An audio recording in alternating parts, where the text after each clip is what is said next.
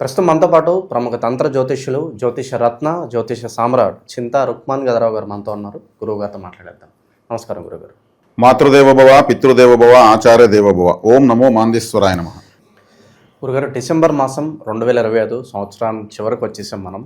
సింహరాశి వారి స్థితిగతులు ఏ విధంగా ఉండబోతున్నాయి, ఎలాంటి పరిస్థితులు ఎదురే అవకాశాలు ఉన్నాయి, ఓవరాల్గా ఎలాంటి జాగ్రత్తలు తీసుకోవాలి?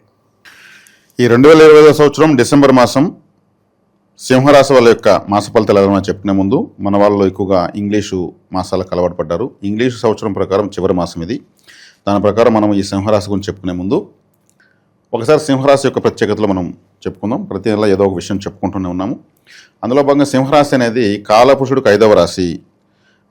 ఐదవ స్థానం వచ్చి ఏం తెలియజేస్తుందంటే సంతానము, కులదేవత, అదృష్టము, పూర్వజన్మ సుకృతము, ఇవన్నీ తెలియజేస్తుంది. ఈ రాశికి అధిపతి రవి, ఆత్మకారకుడు రవి. ఆత్మ అంటే ఏమి? శరీరం కాదు, మనసు కాదు, బుద్ధి కాదు, అహంకారం కాదు. ఆత్మ అన్నిటికీ అతీతమైనది.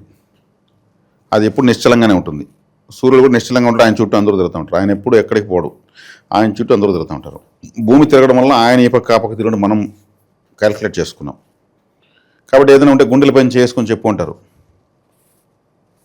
ఆత్మసాక్షిగా చెప్పు ఉంటారు. అంటే సూర్యుని పైన చెయ్యి పెట్టి చెప్పు అని అర్థం. మన హృదయాన్ని సూచిస్తాడు సూర్యుడు. ఆయన ఆడేది ఆపేశాడంటే, పనిచేసేది ఆపేశాడంటే ఆ రోజు అస్తమించినట్లే. కాబట్టి ఇది అందుకే అడ్మినిస్ట్రేషన్. సూర్యుడు వచ్చేక్కడికి మొత్తం అన్ని గ్రహాలు అడ్మిన్ చేస్తూ ఉంటాడు. ఏ దేశానికైనా ప్రభుత్వం ఉందంటే సూర్యుడే. రాజకీయ నాయకులు సూర్యుడే, ప్రభుత్వ అధికారులు సూర్యుడే. IAS, IPS, administration, Indian administration service అంటే కదా ఐఏఎస్ అంటే. ఐపీఎస్ అంటే ఇండియన్ పోలీస్, ఇట్లా అంతా చెప్తారు. అడ్మినిస్ట్రేషన్ మొత్తం సూర్యుడే. ఆయన చుట్టూ అన్నీ జరుగుతుంటాయి. గ్రహరాజు, అందుకే అడవికి రాజు సింహాన్ని ఈ రాశికి పెట్టారు కాదు, ఆల్రెడీ ఉంది యూనివర్స్లో. సింహం యొక్క సైకాలజీ కూడా 4 వైపులా చూస్తుంది. అడ్మినిస్ట్రేషన్ 4 వైపులా చూసుకుంటేనే అడ్మినిస్ట్రేషన్ అవుతుంది. మన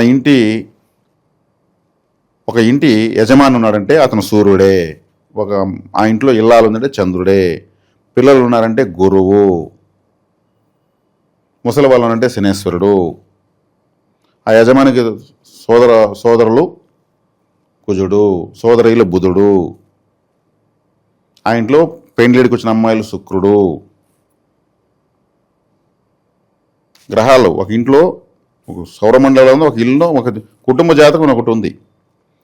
కుటుంబ జాతకం మళ్ళీ ఈ కుటుంబ జాతకం ఎలా ఉంటుందంటే, ఫర్ ఎగ్జాంపుల్ నేను వెళ్ళాను అనుకున్న ఒక ఇంటికి, నేను చేసే పని ఏమంటే ఆ ఇంట్లో నన్ను ఎలా పలకరిస్తారనే దాన్ని బట్టి ఆ ఇంట్లో అంతా నేను లెక్కేసేస్తాను.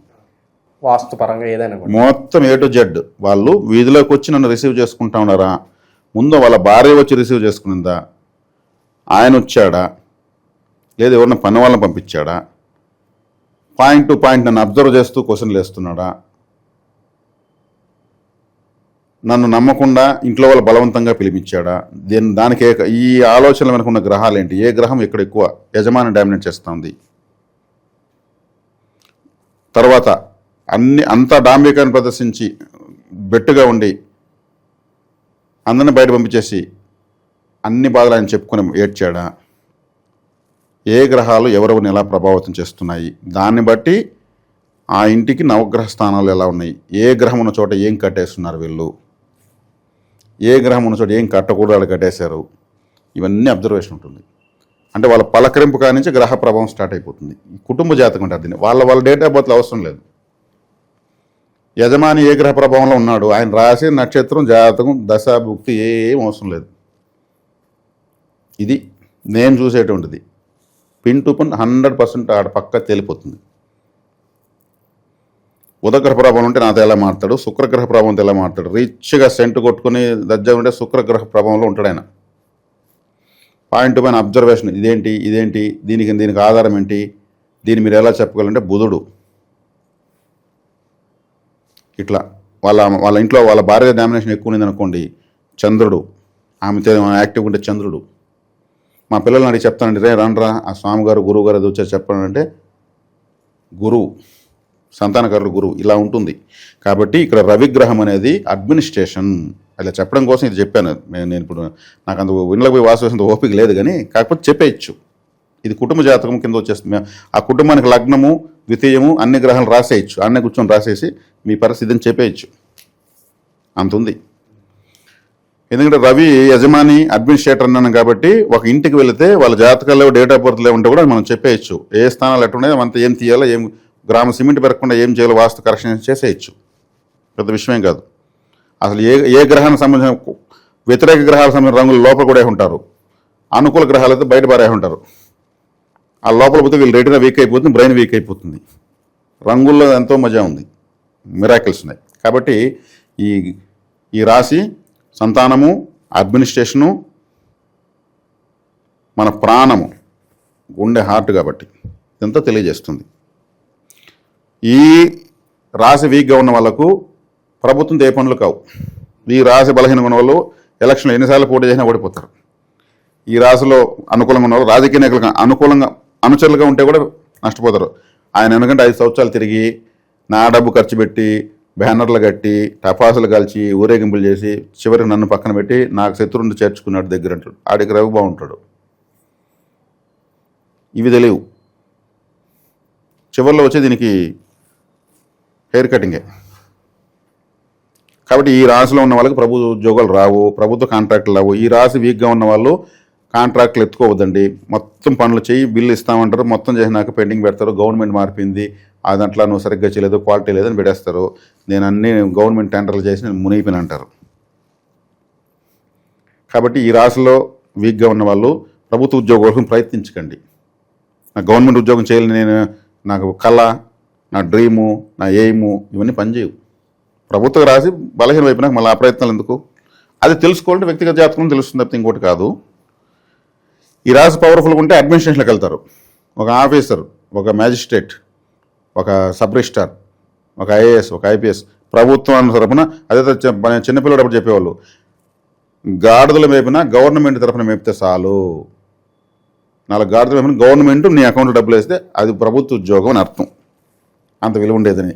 కానీ ఇక్కడ సూర్యగ్రహము సింహరాశి బలంగా లేనప్పుడు రాదు. చెప్పుల గట్టి తిరుగుతున్నాం ఆఫీసులు చుట్టూ అంటారు కదా, వాళ్ళకి అది బలం లేకనే తిరుగుతారు, ధర్నాలు చేస్తారు, ప్రభుత్వాన్ని నిందిస్తారు, ఉద్యోగాలు వదలడం లేదని. అది సహజ నైజం. కాబట్టి అడ్మినిస్ట్రేషన్ రాసేది. కులదేవత, ఇంటి దేవుడు ఎవరో తెలియజేసేటువంటిది. ఇప్పుడు కులదేవత ఎవరో తెలియదు. కులదేవత తెలియని వాళ్ళకి మేము తీసుకొచ్చిన మధ్య మార్గము సెంగాలి అనే ఒక కర్ర తీసుకొచ్చాం. సెంగాలి కర్ర, ఎరుపుగా ఉన్న కాళికాదేవిని అర్థం. ఆ కర్రను పూజనంలో పెట్టి నమస్కారం చేసుకోవచ్చు. అదొక మార్గం ఉంది. కాబట్టి కులదేవతే లేకపోతే ఆ కులం అభివృద్ధి చెందదు, వంశాభివృద్ధి జరగదు. సంతాన స్థానం అని చెప్పాను కదా. కాబట్టి కులదేవత అక్కడే సంతాన అభివృద్ధి అంటే కులదేవత సీరియల్ నెంబర్ 1.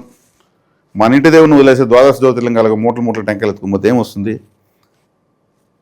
పాయింట్ నెంబర్ 1 పట్టించుకోకుండా కులదేవతను ఆరాధిస్తే మీకు ఏ దేవతను ఆరాధించాల్సిన లేదు. పోయి నమస్కారం పెట్టిన ఆడ కూడా పనులు అవుతాయి. కాబట్టి చాలా ఇంపార్టెంట్. కులదేవత వ్యవస్థ మన భారతదేశంలో మనకే ఉంది, మన అదృష్టం. అందుకే కులాచారాలు అంటారు వీటిని. కాబట్టి కులదేవత మాకు తెలియదని గురువు గారు అడుగుతూ ఉంటారు. మీ కులదేవత మాకు తెలియదమ్మా, మీకే తెలియనప్పుడు నాకు అసలు తెలియదు. మార్గం అయితే మాత్రం సంగాళీకరణ పెట్టి ఆరాధించుకోండి, నమస్కారం చేసుకోండి. ధూపం, దీపం, నైవేద్యం. నైవేద్యానికి 3rd ప్లేసు, దీపానికి 2nd ప్లేసు, ధూపానికి 1st ప్లేసు. మంచి సువాసనకు భగవత్ శక్తి వచ్చేస్తుంది. అది చెప్పిస్తాం. కాబట్టి ఈ రాశి యొక్క ప్రత్యేకత అడ్మినిస్ట్రేషన్. కాబట్టి ఇప్పుడు ఈ మాసం వీళ్ళకి ఎలా ఉంది? రాశ్యాధిపతి రవిగ్రహం 4, 5 స్థానంలో ఉంది. కంఫర్ట్, మిత్రస్థానాలే. వృశ్చిక రాశి మిత్రస్థానమే, ధనుసు రాశి మిత్రస్థానమే. ఈ రాశికి 4వ ఇంటివాడు 9వ ఇంటివాడు అయినటువంటి కుజుడు బాగానే ఉన్నాడు, రవితోనే కూడా ఉన్నాడు, బాగానే ఉంది. గురువు లాభంలో ఉన్నాడు, బాగుంది. ఇక్కడ ఉండేదంతా అంటే జన్మంలో కేతు ఓకే, వైరాగ్యాన్ని ఇస్తాడు, విరక్తిని ఇస్తాడు, ఆశలు చంపుతూ ఉంటాడు, చూపించు. తల లేదు కేతుకి, లేనప్పుడు ఏముంది, ఇంట్రెస్ట్ రాదు. అది 7వ ఇంట్లో రాహువు, 8వ ఇంట్లో శని ఇక్కడ ప్రధానమైనటువంటి వ్యతిరేక పరిస్థితి. అష్టమ శని అంటారు, సప్తమ రాహు. ఈ రాశి వాళ్లకు ఈ మధ్యనే చంద్రగ్రహణము జరిగింది, కుంభరాశిలో జరిగింది. వీళ్ళకి 180 డిగ్రీలు జరిగింది. ఇది ప్రధానమైనటువంటి వ్యతిరేక ఫలితము. అష్టమంలో శని ప్రధాన. రవికి బద్ధ శత్రువు ఎవరైనా ఉన్నారంటే శనే. రవిగ్రహం నుంచి విడుదలడే కాంతి అన్ని గ్రహాలపైన ఎప్పుడు ఎన్ని గంటలు ఎన్ని రోజుల్లో పడుతుందని ఒక లెక్క ఉంది. చంద్రుడి పైన ఎన్ని గంటల కాంతి ఎంత సమయంలో పడుతుంది, భూమి పైన ఎంత పడుతుంది, గురువు పైన ఎంత పడుతుంది. లాస్ట్ ఇంకా శనేశ్వరుడు అందరికన్నా లాస్ట్ పోయి శనేశ్వరుడు పైన పడుతుంది. చాలా దూరంలో ఉన్నాడు శనేశ్వరుడు. శనేశ్వరుని దాటిన తర్వాత సూర్యగ్రహం యొక్క కాంతి మళ్ళీ ఆ పక్క వెళ్ళదు. అంతకుమించి కెపాసిటీ లేదు సూర్యుడికి. సూర్యుడి యొక్క కాంతి చివరగా పడేది శనేశ్వరుడి పైనే. దాన్ని దాటి మళ్ళీ ప్రసరించదు. అంతకుమించి సూర్యుడికి ప్రసరింపజేయని శక్తి లేదు. అందుకే శనేశ్వరుడి కన్నా దూరంగా ఉన్న గ్రహాలు యురేనస్, నెప్ట్యూన్, ప్లూటో, యముడు, వనుడు, ఇంద్రుడు అంటారు కదా, ఆ గ్రహాలు కూడా ఉన్నాయి. వాటిపైన సూర్యకాంతి పడదు. అందుకే మనం తీసుకోలేదు. శనేశ్వరుడు వరకే తీసుకున్నాం, ఈ 9 గ్రహాల వరకే. దాని దాటి ఇంకా కొన్ని కోట్ల గ్రహాలు అడగంతా సూర్యకాంతి వెళ్ళలేదు. కాంతి ఎక్కడెక్కడ పడుతుందో అక్కడి వరకే తీసుకున్నాం. ఆ లాస్ట్ చివరిలో పడే శనేశ్వరుడి పైన. శనేశ్వరుడు ఈయన కొడుకే, ఈయనతో శత్రుత్వం కట్టాడు కాబట్టి ఈయన 8లో కూర్చున్నాడు. అష్టమ శని అంటారు. కాబట్టి ఇప్పుడు అదొకటి. దీనివల్ల ఏం జరుగుతుంది అంటారు అష్టమ శని వల్ల? అష్టమ శని వల్ల అంటే అష్టమ స్థానం ఆకస్మిక స్థానం అని చెప్పాను కదా. ఆకస్మిక కష్టము, నష్టము, అనారోగ్యం, అవమానము. అవమానాలు కూడా అష్టమ స్థానమే. ఇవన్నీ జరిగేదని అవకాశం ఉంటుంది వార జాతకాలను బట్టి. కాబట్టి ఇక్కడ ప్రధానంగా ఎక్కువగా శివాలయానికి వెళ్ళాలి. శివాలయానికి ఎందుకు వెళ్ళాలి? ఈ సూర్యగ్రహానికి శక్తినిచ్చేవాడు 24/7 ఎవరు అంటే రుద్రుడు, పరమేశ్వరుడు. కాబట్టి అక్కడికి వెళ్ళడం వల్ల ఈ అష్టమశని ప్రభావం తగ్గుతుంది. ఈ రాశికి బలం పెరుగుతున్నప్పుడు ఆ అష్టమశని ప్రభావం తగ్గుతుంది. ఎదుర్కొనే శక్తిని ఇచ్చేది శివాలయమే. ప్రాచీన శివాలయానికి వెళ్తే ఇంకా మంచిది. ఎందుకంటే ప్రాచీన శివాలయంలో కొన్ని వేల లక్షల సార్లు విశేషంగా అర్చనలు, అభిషేకాలు జరిగి విశేషమైన శక్తి విడుదలవుతూ ఉంటుంది. ఆ శక్తిలోకి మనం వెళ్ళి వచ్చామంటే చాలు, ఇది తాకట తగ్గిపోతుంది. ఇది పర్మనెంట్ సొల్యూషన్. కాబట్టి సింహరాశి వాళ్ళకి తీవ్రంగా ఉంది అష్టమ శని ప్రభావము. సప్తమ రాహు వచ్చే కాడికి రవినే గట్టిగా ఇబ్బంది పెడతాడు. ఎందుకంటే అమృతం తాగేశాడు అని చెప్పింది ఇతనే, మహావిష్ణువుకి.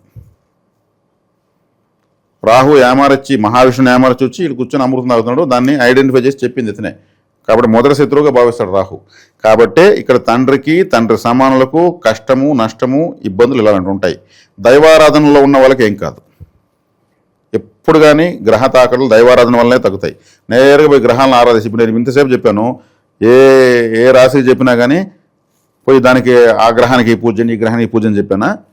ఆలయ పరిహారం చెప్తున్నానా? వ్యక్తిగత పరిహారాలు, సర్వీసు, దేవతారాధన ఇవి చెప్తున్నాను. గ్రహాలు నేరుగా పట్టించుకుంటే ఏం చేయవు, ఇంకా ఎక్కువ ఇబ్బంది పడేస్తాయి, నలిపేస్తాయి. అందులో మేము డైరెక్ట్గా గ్రహాల దగ్గర పొమ్మని చెప్పం. వాటికి ఫిక్స్డ్ చార్ట్ ఉంటుంది. నీకు ఇదే చేస్తాం, నువ్వు పూజ చేసినా ఇదే చేస్తాం, చేయకపోయినా ఇదే చేస్తాం, ఇంతమంది మేము చేసేదేం లేదు అని అంటాయి. అదే ఆ గ్రహాలకు వెనక అధిదేవతలు పట్టుకుంటే ఆ చార్ట్ మారుస్తాయి. అది సీక్రెట్. కాబట్టి వీళ్ళు చేయాల్సినటువంటిది దుర్గారాధన, ఈశ్వరారాధన. దుర్గారాధన ఎందుకంటే రాహు దుర్గాదేవి యొక్క కంట్రోల్లో ఉంటాడు. ప్రస్తుత కాలంలో ఇన్వెస్ట్మెంట్స్ పరంగా ఏం చెప్తారు వీళ్ళకి? ఇన్వెస్ట్మెంట్స్ పరంగా కొంచెం వీళ్ళు చేయకపోవడమే మంచిది. ఎందుకంటే ఇక్కడ ఆకస్మిక నష్టాలు, కష్టాలు అని చెప్పాను 8వ స్థానంలో శని ఉన్నప్పుడు. ఆ ఇన్వెస్ట్మెంట్ పరంగా అట్రాక్ట్ కాకపోవడం మంచిది. రాహు 7 అంటున్నాడు, మోహించేస్తాడు. పెట్టు పెట్టు పెట్టు పెట్టు, నీకెందుకు నేనుండా అంటారు. నమ్మక ద్రోహం జరిగేదానికి అవకాశం ఇప్పుడే ఎక్కువ ఉంది. నమ్మక ద్రోహం అంటే ఇతను మనకు చెడ్డే చేయడు, ఇంతవరకు చేయలేదు, ఎప్పటికి చేయడు అనుకున్న వ్యక్తి చేస్తాడు. సో ధనపరంగా మొండి బకాయిలు కావచ్చు, ₹1 సేవ్ చేసుకుందాం. ఈ టైంలో వీళ్ళు ఇంకొక ముఖ్యమైన పని చేయాలి. కేతు గ్రహము రాశిలో ఉంది కాబట్టి 3 నెలలకోసారి లేదా 4 నెలలకోసారి గుండు కూడా వేస్తూ ఉంటే చాలు, తలనీళ్ళు తీసేస్తూ ఉంటే చాలు, కేతుని తీసేస్తూ ఉంటే చాలు. ధనపరంగా బాగుంటుంది. ఎందుకంటే అప్పులు పెరగవు, లేదా అప్పులు ఉంటే తీరేదానికి బలం ఉంటుంది. ఈ అష్టమ శని ఆ ప్రభావం కూడా తగ్గిపోతుంది. శివాలయానికి ఎక్కువ వెళ్ళాలి, దుర్గారాధన చేయాలి. దుర్గారాధన గ్రామదేవతను పూజిస్తే కూడా చాలు. దుర్గాదేవి సాక్షాత్ గ్రామదేవత. గ్రామదేవరాధన కానీ దుర్గారాధన కానీ విశేషంగా చేయొచ్చు. శివారాధన చేయడం చాలా మంచిది.